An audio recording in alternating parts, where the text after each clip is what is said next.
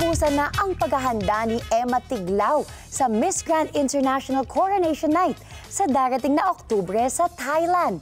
Buo naman ang loob ni Emma at tiniyak na sasabak na walang kaba sa beauty pageants at handang ipagmalaki ang mga katangian ng mga Pinoy. Narito ang aking report.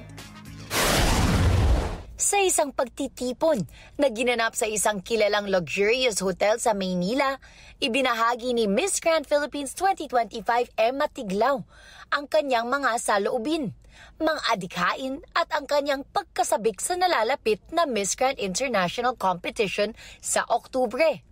Isa sa kanyang binigyan diin ay ang tunay na kahulugan ng kagandahan.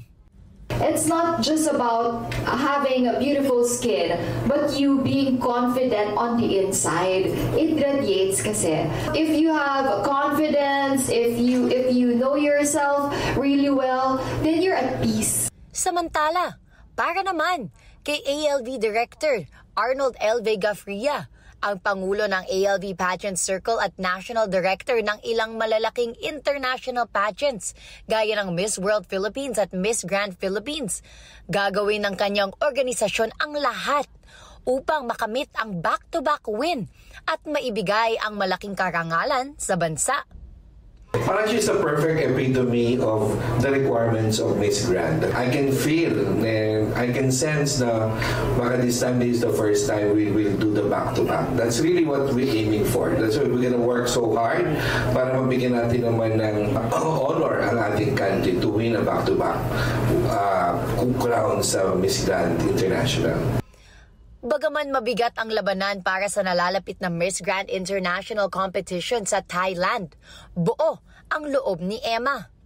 Wala munang kaba-kaba sapagkat mas ninanais niyang makilala at makabuo ng magandang koneksyon sa kanyang mga grand sisters. Ani niya, dadalhin niya sa Thailand ang mga katangiang Pinoy, gaya ng pagiging palaban at hospitable. Dagdag niya pa, ang pinakasikreto sa tagumpay ng isang pageant ay ang pag-enjoy sa bawat momento. Maybe because the fans were enjoying nung pinapanood ako sa Miss Grand Philippines, because I was also enjoying it every moment.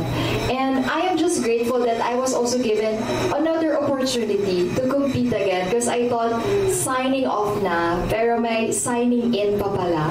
So I think that's the another secret aside from skincare. Another thing is you being happy, you knowing yourself other than other people.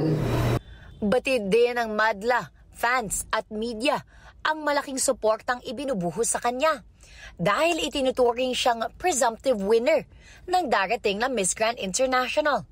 Subalit, imbis na ito'y magdulot ng pressure, ginawa niya itong motivation upang ang prediksyon ay tuluyang maging katotohanan. This media na nakikita nila tayo, nakikita ang Philippines as number one. Yes, there's pressure, pero for me, it's kinda more of motivation. So instead of me pressuring myself negatively, I will turn it positively na we need it. I need this for more drive so that we can represent more the Philippines and train harder so that we can aim for a back-to-back victory.